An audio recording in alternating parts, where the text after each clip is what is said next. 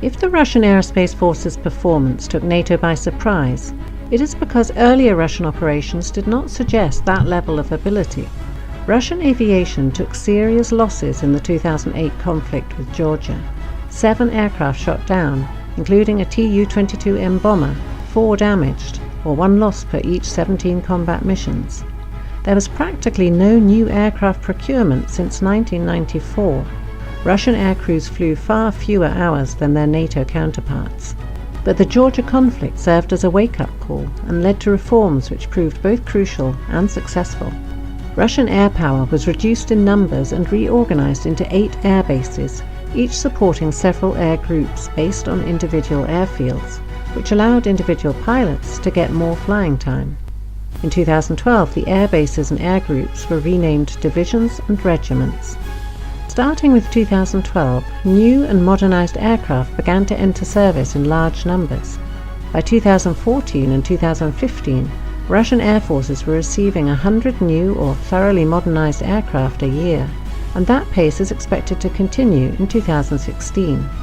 By 2020, the Russian Aerospace Defense Forces, VKS, are expected to have at their disposal about 1,500 mostly modern combat aircraft, including 130 heavy bombers, such as the Tu-160, Tu-95MS, and Tu-22M, over 800 fighters, and over 500 tactical bombers and attack aircraft.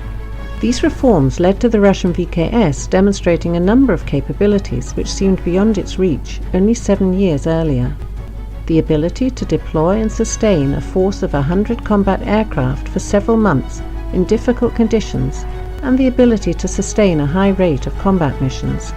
The ability to function in a reconnaissance strike complex mode, which enables intelligence data obtained by a variety of sources, including aircraft, satellites, drones, and agents, to be converted into targeting data to allow even mobile targets, such as enemy mobile troop or supply columns, to be quickly targeted. The ability to conduct close air support, as well as battlefield interdiction and suppression against an enemy practiced in concealment. The ability to operate in any weather conditions at any time of day. The ability to use precision-guided munitions. The ability to integrate long-range aerial early warning aircraft such as the A-50 and intelligence and ground surveillance aircraft such as the IL-20 and Tu-214R into the overall concept of operations. The ability to use drones on a large scale and as part of an integrated aerial operation. Granted, the picture is not perfect. Here is what Russian air power has not demonstrated in Syria. The ability to organize and operate large aerial strike packages against sophisticated aerial and anti-aircraft defenses.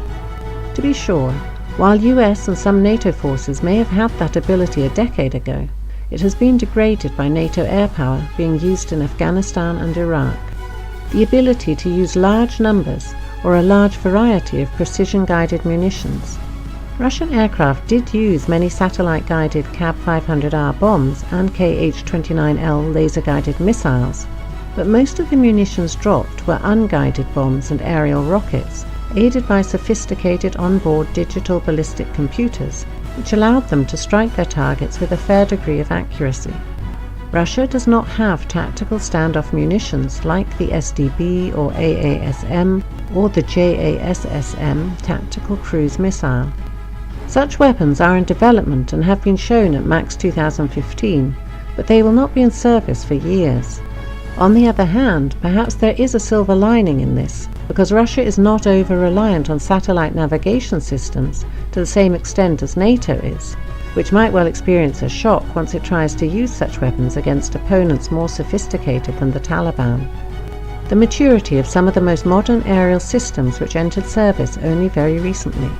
The Su-30SM, Su-35S and Su-34 do appear to have at least minimum operational capabilities, as their performance in Syria did not give reason to doubt their performance.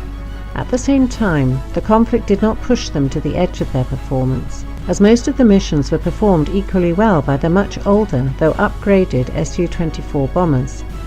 Russian aircraft in Syria did not include the Mi-28N or Ka-52 attack helicopters, which raises questions about the degree of their operational maturity. However, nothing suggests these aircraft are failures, in the same sense as the F-35, for example. Everything suggests that the Russian VKS will not rest on their laurels, but instead will continue to build on their strengths and eliminate weaknesses, so that it will be an even more capable force in the next conflict it has to fight.